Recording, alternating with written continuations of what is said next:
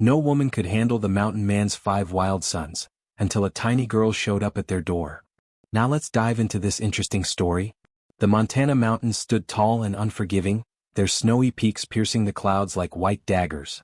The air was sharp with pine and smoke, the kind of cold that bit into a man's bones.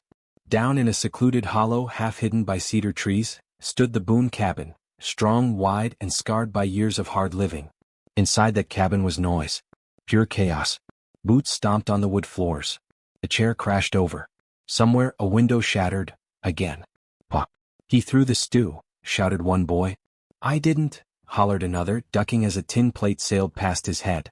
Jedediah Boone, tall, broad-shouldered, and silent as a bear, stood in the middle of it all with his jaw clenched. His dark beard framed a face worn from years of wind and grief. The lines around his eyes were deep, carved by sorrow more than age. He slammed his hand down on the table. "Enough." The word cracked through the room like thunder. For a brief, blessed second, silence. Then a giggle. Then a crash. Jed groaned, dragging a hand over his face. He'd raised cattle, tamed wild horses, survived blizzards. But nothing had prepared him for raising 5 motherless boys. There was Caleb, the oldest at 16, stubborn and moody, already trying to be the man of the house. Eli, 14, all fire and fists. Luke, 12, quiet but quick to follow trouble. Then came Ben and Sammy, the youngest, a pair of mischievous twins who found joy in turning every chore into a disaster. They weren't bad boys, just lost. Ever since their mother, Martha Boone, passed 2 winters ago, the cabin had changed. Her laughter no longer echoed off the walls. Her songs, once soft and sweet at night, were gone. And with her went the peace. The boys had grown wild without her gentle touch. And Jed, though strong, didn't know how to fill that space. He tried discipline, chores, even silence, but the more he pushed, the more they drifted. A pot boiled over on the stove. Jed lunged forward to grab it, cursing under his breath as steam burned his hand. "Can't you boys do one thing right?" Caleb scowled. "We ain't her pa. We can't." The words hit Jed like a hammer to the chest. He turned away before the boys could see the pain in his eyes. "Go outside," he muttered, voice low. "All of you." The door slammed behind them, and for a moment the cabin was quiet again. Jed sank into his chair, staring at the worn spot on the floor where Martha used to stand while cooking. He could almost hear her voice again, soft, calm, steady, saying, "Jed, they're just boys. They need love, not fear." But what did he know of love anymore? Every woman who'd come to help had run off. There'd been Miss Abigail, the schoolteacher who lasted 3 days before declaring the Boone boys untamable. Then Mrs. Clark, the widow from town who'd left before sunset, swearing the cabin was cursed. Even the preacher's sister had given up, saying, the Lord himself would need patience for that lot. No one stayed. No one could. Jed looked out the frost-covered window toward the distant trail. The wind howled, carrying snow and sorrow across the valley. "Maybe they're right," he whispered. "Maybe this mountain's cursed." He leaned back in his chair, the fire crackling weakly before him. On the mantel, a faded photograph showed Martha with the boys, all smiles, no scars. He reached for it, his rough thumb brushing her face. "I don't know what to do without you," he said softly. "They need their ma, not me." Outside, the sound of laughter carried faintly through the cold. The boys were throwing snowballs, shouting, wrestling again. And though Jed's heart ached with the sound, he didn't know that just over the ridge, a tiny figure was making her way up the mountain path, one who would soon bring back everything the Boone family had lost. A little girl with a heart full of kindness, and a destiny tangled with theirs. The morning after the storm rolled off the mountains, a hush lingered in the air, the kind that follows after wind has screamed itself tired. Snow lay thick and unbroken across the trail, glittering under a pale sun. The only sound was the creak of old trees and the faint crunch of footsteps. Tiny ones. A little girl no older than 9 trudged through the snow, her boots far too big and her coat far too thin. A patchy shawl fluttered around her shoulders like a worn flag of bravery. Her small hands clutched a bundle wrapped in cloth. Inside were a few wildflowers, long wilted, and a loaf of bread she'd baked herself 2 days before. Her name was Lucy May Carter. She had no horse, no guardian, and no plan except one, to find the cabin of the Boone family, the one she'd heard whispers about in town. The cabin where no woman lasted a single day. She remembered the words she'd overheard at the general store. "Them Boone boys are wild as wolves. That mountain man's got no heart left since his wife died. Ain't nobody fool enough to go up there." Lucy had listened quietly, her small fingers tracing the wooden counter as she thought, maybe they just need someone to be nice to them. Now here she was, a child alone on the mountain walking toward the very place grown women had fled. Her legs ached, her lips trembled from the cold, but her eyes still held light. She hummed softly to herself, a tune her mama used to sing before she got sick. When the cabin came into view, it looked almost like a beast itself, huge, rough, and silent. Smoke rose from the chimney in lazy spirals. The front yard was a battlefield of half-broken toys, a wooden fence leaning sideways and boot tracks stamped deep in the snow. Lucy hesitated at the edge of the clearing. Her breath puffed out in white clouds. "You can do it, Lucy May," she whispered to herself. "They're just people. Just people who forgot how to smile." With that, she walked up to the door and knocked. The sound was so small it was nearly swallowed by the wind. She tried again, harder this time. From inside came shouting, boys' voices. The door swung open so fast she nearly toppled backward. There stood Jedediah Boone, taller than the doorway itself, his beard frosted, his eyes wary and tired. His voice rumbled like distant thunder. "What in the world?" He looked down, and his expression shifted from irritation to confusion. "Girl, you lost?" Lucy shook her head, clutching her bundle tighter. "No, sir. I came to help." Jed frowned. "Help?" He glanced past her, half expecting to see a wagon, a family, anyone. But there was only snow. "You come up here alone?" "Yes, sir," Lucy said softly. "I heard your boys don't smile no more. I thought maybe I could fix that." Behind him, the 5 Boone boys crowded the doorway, faces dirty, eyes curious. Eli snorted. "You? Fix us." Ben giggled. "She's smaller than Sammy." Sammy, the youngest, puffed his chest. "Hey." The boys laughed, pointing at her ragged shawl, but Lucy just smiled, a soft, patient smile that didn't waver. "That's all right," she said. "My brothers used to laugh too. They said I couldn't even lift a bucket. But I can lift a heart if you let me." For a long moment no one spoke. Snow drifted around them like falling feathers. Jed sighed and rubbed the back of his neck. "Listen, girl, we don't need." Then from inside the kettle began to whistle, the sound sharp, lonely. Something about it made him stop. He looked back at the boys, then at Lucy, her tiny face flushed from the cold, her eyes full of something he hadn't seen in years, gentleness. "Fine," he muttered, stepping aside. "You can come in till the wind dies down. Then I'll see you back to town." Lucy nodded politely, stepping over the threshold as if entering a church. The cabin was warm, smoky, and cluttered with chaos. Dishes piled high, socks hanging from the mantel, tools scattered everywhere. She didn't wrinkle her nose or flinch. Instead, she looked around and whispered, "It's cozy." That made the boys stop and blink. No one had ever called their home that. Within minutes, Lucy had taken off her shawl, set her bundle on the table, and begun clearing a small space to set down the bread. "I brought this," she said, smiling shyly. "It's not much, but it's better shared." The boys eyed it suspiciously. Jed leaned against the wall, arms crossed, trying not to care, but deep down he was watching her closely. Who was this strange little girl who wasn't afraid of them? Who walked into their storm like sunlight through a crack in the clouds? Outside, the wind began to howl again, but inside the Boone cabin, for the first time in a long while, there was peace. Just a faint one, small and fragile like the girl herself. But it was enough to make Jedediah Boone wonder if maybe, just maybe, this child hadn't come by accident. Morning light spilled through the cracks in the Boone cabin, painting stripes across the floorboards. The boys were already up, stomping around, arguing over breakfast. Jed stood by the stove, stirring a pot of thin porridge with the patience of a man who'd seen too many mornings start this way. Except this morning wasn't quite the same.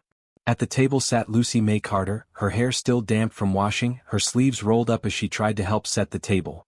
Though half the bowls didn't match and the spoons looked like they'd been carved by a bear. Jed kept glancing at her from the corner of his eye. She was out of place here, fragile in a room built for rough hands and loud voices.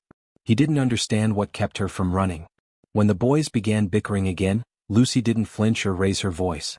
She simply hummed that same soft tune she'd been humming since she arrived, low and gentle like wind in the pines. Slowly, one by one, the boys quieted to listen. "What's that song?" little Sammy asked. Lucy smiled. "It's one my mama used to sing when we were scared. It means everything's going to be all right." Jed felt something twist inside him. When we were scared. He hadn't thought about fear in years, he only thought about survival. But hearing that little girl's calm voice made him realize how frightened his boys had been all this time, even behind their laughter and noise. After breakfast, the boys decided to test her. Ben hid a frog in her boots. Eli poured flour into her hair when she wasn't looking. Luke took her shawl and hung it from the rafters, just to see if she'd cry. Jed didn't stop them. Part of him wanted to see if this small stranger was really made of the kindness she carried. When Lucy found the frog, she didn't scream. She giggled softly and carried it outside. "You don't belong in boots, little one," she whispered, setting it near the stream. When Eli dumped the flour, she brushed it off and smiled. "Now I look like a snow angel." And when Luke pointed to her shawl hanging high above, Lucy didn't get mad. She climbed onto a chair, stood on tiptoe and tried to reach it. When she couldn't, she laughed. "Guess it's resting up there. Everything gets tired sometimes." The boys didn't know what to do with that. No shouting. No anger. No tears. Just gentleness, something they'd forgotten how to react to. Later that day, Eli tripped while hauling in firewood and scraped his knee on the frozen ground. The boy tried to hide it, embarrassed. But Lucy saw the blood and hurried over, kneeling beside him. Without a word, she tore a strip from her dress hem, that same faded blue cotton she'd worn since she arrived, and wrapped it around his knee. "There," she said. "All better." Eli blinked, stunned. "You tore your dress?" "It's just cloth," she said simply. "You're not." Jed watched it all from the doorway, arms crossed, a strange warmth creeping into his chest, something he hadn't felt in a long time. Not since Martha. That evening, as the fire burned low, Lucy began to hum again. The boys sat around her, listening. One by one they started joining in, not perfectly, not in tune, but with something real. Something soft. When the song ended, the cabin was quiet. The kind of quiet that didn't come from exhaustion or anger, but peace. Jed finally spoke. "You planning to stay long, girl?" Lucy looked up from the firelight, her eyes reflecting the glow. "I'll stay until you smile, Mr. Boone." The boys laughed, but Jed didn't. Not right away. He just stared at her, this tiny, fragile girl who'd walked into their wreck of a home and brought something even stronger than discipline. Kindness. It wasn't loud. It wasn't forceful.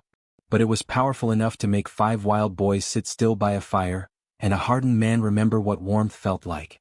Outside, snow drifted quietly over the roof. Inside, the Boone cabin, once filled with shouting and sorrow, began for the first time in years to feel like a home. Winter deepened over the Montana mountains, wrapping the Boone cabin in white silence. Days were shorter, nights longer, and the wind carried the kind of cold that could hollow a man's heart. But inside the cabin, something had begun to thaw. The days that used to start in shouting now began with laughter, uneven, sometimes loud but warm. Lucy had been with them nearly 2 weeks, and already her presence had woven itself into their lives like thread through torn cloth. That morning, Jed Boone stepped outside to chop wood. He paused when he heard it, the sound of children laughing. Not the rough, wild laughter that used to echo through his walls, but soft and genuine. He leaned his axe against the porch rail and peered through the frosty window. Inside, Lucy sat cross-legged by the fire with the 5 Boone boys gathered around her.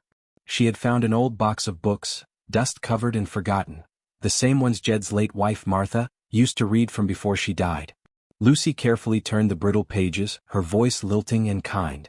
"This one," she said, holding up a book with a faded green cover, "is about a boy who thought he was too wild to be loved. But someone showed him he wasn't." The boys leaned closer. Even Eli, who usually rolled his eyes at anything that sounded like a story, listened with quiet curiosity. As Lucy read, her voice filled the room with something that had been missing: gentleness.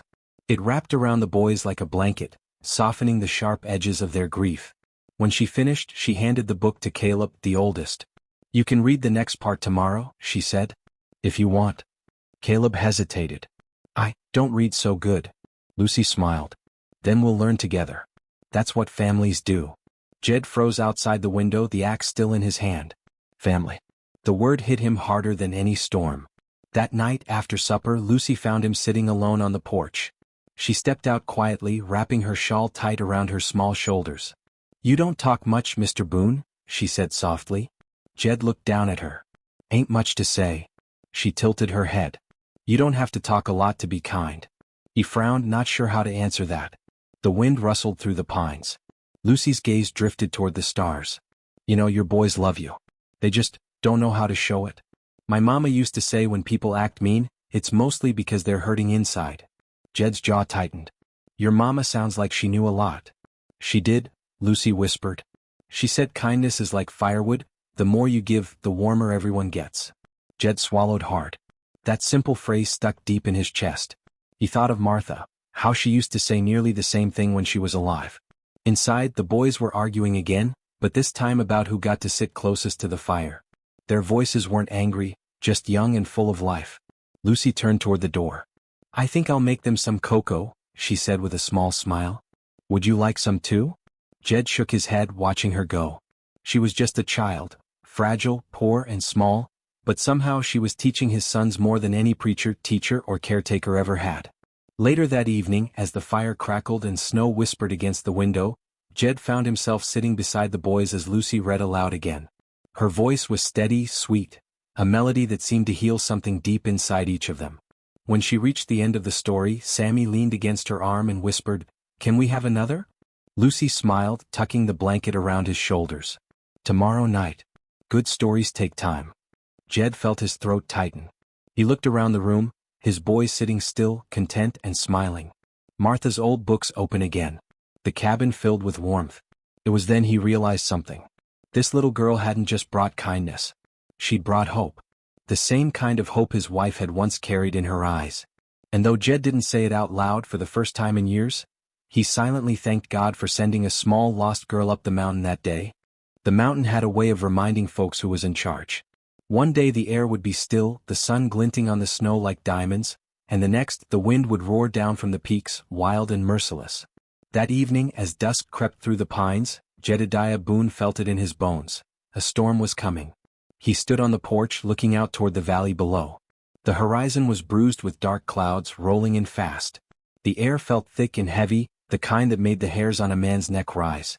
Inside, Lucy and the boys were laughing, a rare bright sound that carried through the cracks in the door. They were playing some game she taught them, something called Button, where she hid a shiny button in her hands and made the boys guess who had it. Jed smiled faintly at the sound, but it didn't last long. His eyes drifted back to the darkening sky. Get the shutters closed, he called through the door. Storm's brewing. Within an hour, the wind began to howl like a beast let loose from its cage. The trees moaned, snow whipped across the clearing and the temperature dropped fast. By nightfall it was a full blizzard. The Boone cabin shuddered under the assault. The boys huddled close to the fire while Jed checked the roof and bolted the door. Keep that fire fed, he ordered.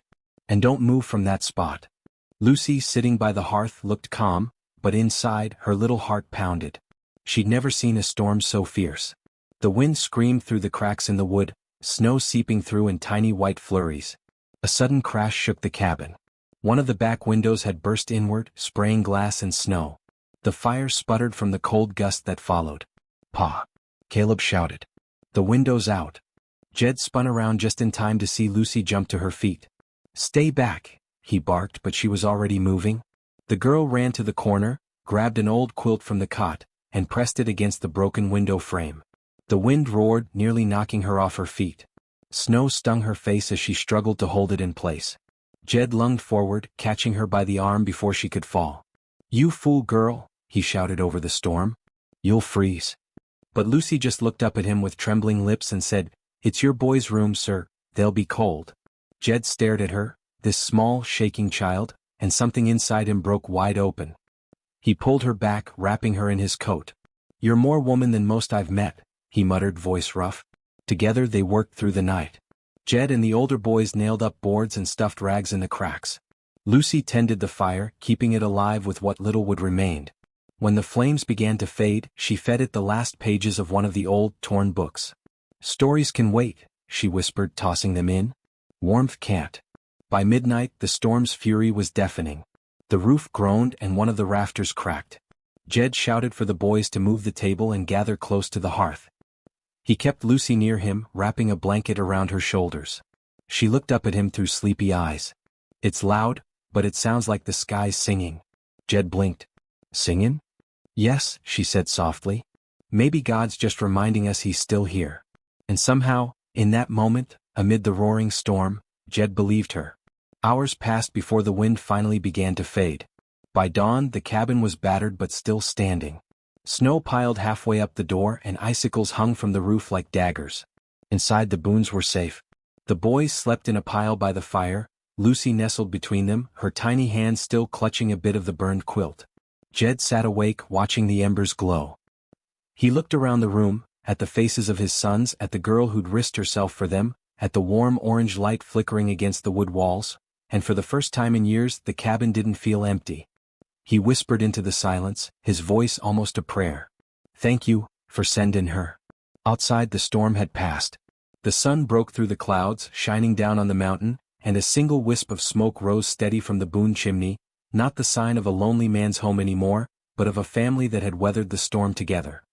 Spring crept slowly down the mountain, melting the last of winter's bite. Snowdrifts turned to muddy streams, and the air carried the scent of pine sap and damp earth. The Boone cabin, once a place of shouting and sorrow, now hummed with gentle life. Lucy had been there for months. Every morning she helped Sammy and Ben feed the chickens, taught Luke to spell his name in the dirt outside, and showed Eli how to fix torn shirts with clumsy stitches. Caleb, quiet, strong Caleb, had even learned to read, slowly sounding out each word beside her in the evenings. And Jedediah Boone? He found himself listening more and shouting less. The cabin felt alive again. The air was full of small sounds, laughter, pages turning, a broom sweeping, Lucy's soft humming. It was as if Martha Boone's spirit had returned, carried in the tiny frame of a girl who refused to stop caring. But peace on the mountain never lasted long. One morning, as Jed was splitting logs by the barn, he saw a dark speck moving up the trail, a horseman climbing toward the cabin. Visitors were rare out here. He wiped his brow and waited as the rider came closer, a leather satchel slung over his shoulder. "Jedediah Boone?" the man called, stopping near the porch. "Got a letter for you. From town." Jed frowned. "From who?" The man shrugged. "Orphan office." He tipped his hat and rode off before Jed could ask more. Inside, Lucy and the boys were setting the table for breakfast when Jed stepped in, envelope in hand. The moment his eyes caught Lucy's, she knew something was wrong. He didn't speak at first. Just stood there, turning the letter over in his rough hands before tearing it open. His eyes moved across the page, slow, heavy, and his shoulders seemed to sink with each word. "What is it, Pa?" Caleb asked quietly. Jed's voice came low, tight. "They're looking for her." Lucy froze. "For me?" Jed nodded, his jaw tight. "They say you ran off from the orphanage in town. Been gone near 5 months.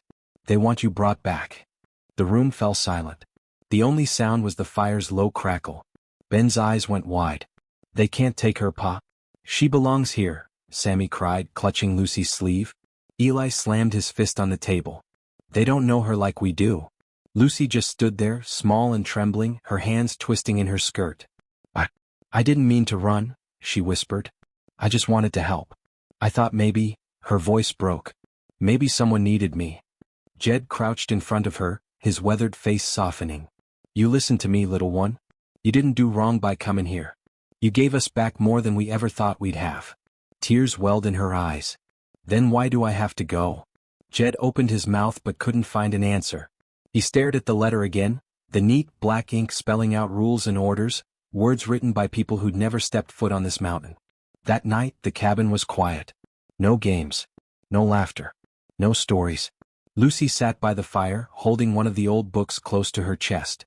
The boys were too sad to speak. Even the flames seemed dimmer, as if mourning with them. Jed sat in his chair, letter crumpled in his hand, watching her. She looked up after a long silence.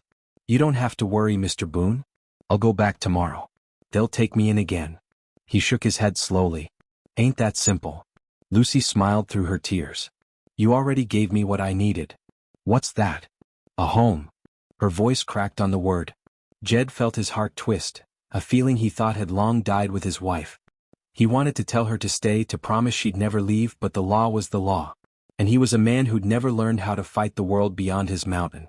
When the fire finally burned down to embers, the boys asleep beside her, Jed whispered into the stillness, "You're not leaving, Lucy May. Not if I can help it." He didn't know how, but come sunrise he intended to find a way. Dawn broke over the mountain in pale gold streaks. Mist curled through the pines and the cabin sat quiet, too quiet. Lucy's small satchel was already packed, sitting by the door. She hadn't slept much.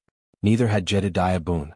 The boys stirred in their bunks, their eyes red from tears they tried to hide. Caleb, the eldest, spoke first. "Pa, you ain't really gonna let them take her, are you?" Jed stared at the window, his jaw working. We don't own people, son. But she's family, Eli said, his voice cracking. She made us a family again. Jed didn't answer. He only reached for his hat, tucked the letter into his coat and stepped outside. The door closed behind him with a heavy thud, like the sound of something ending. He saddled his horse, glancing once toward the cabin window where Lucy watched him with wide, tearful eyes. "Stay here with the boys," he said softly. "I'll be back before sundown." And with that he rode down the mountain. The ride to town was long and rough, the trails still slick with melting snow, the air sharp and cold. As Jed rode, his thoughts churned. He remembered the day Lucy first appeared, small as a sparrow, covered in mud and determination. How the boys had stopped fighting. How laughter had returned to his home after years of silence. He'd buried one wife, but somehow this little girl had dug up the part of him that still believed in goodness. He couldn't just let that go. By midday he reached the town of Cedar Creek. The people stared as the mountain man dismounted, his coat dusty, his beard wind-blown. He walked straight to the small wooden building marked Cedar Creek Orphan Office. A woman in a stiff gray dress looked up from behind the desk. "Can I help you, sir?" Jed dropped the crumpled letter onto her papers. "You sent this." She adjusted her spectacles, frowning. "Yes. About the runaway girl, Lucy May. You found her then?" Jed's voice was rough but steady. "She found me." The woman blinked. "I beg your pardon?" "She's been livin' with me and my boys. Fed 'em, taught 'em, kept 'em from tearing each other apart. That child's got more heart than half the grown folk in this town. She belongs with us." The woman pursed her lips. "Mr. Boone, the law's the law. She's a ward of the state. She can't simply live with strangers." Jed leaned forward, eyes burning with quiet fire. "She ain't a stranger to us. And I ain't a skin for permission.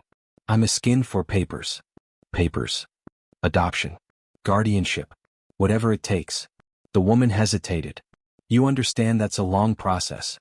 Jed's voice cut through the air. "Then start it." For a long moment, the only sound was the ticking of the office clock. Finally she sighed, pulling a file from the cabinet. "You'll need to sign these, Mr. Boone. And you'll need a witness." Jed turned to the open doorway, where, to his surprise, Sheriff Miller leaned against the frame, arms crossed and a knowing smirk on his face. "I reckon I can be that," the sheriff drawled. "About time someone gave that little one a proper home." Jed exhaled, relief washing over him like sunlight through storm clouds.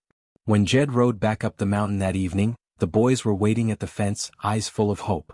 Lucy sat on the porch steps, her small hands clutching the edge of her skirt. He swung off the horse and walked toward her. For a moment he didn't speak, just knelt down in front of her like he had the night before.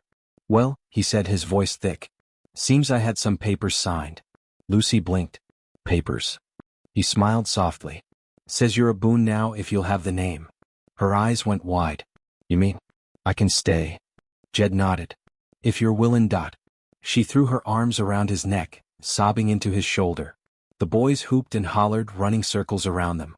Even the old hound barked like he knew something good had happened. Jed's arms tightened around her small frame. "You turned this place into a home, little one," he murmured. "Guess it's only right you stay in it."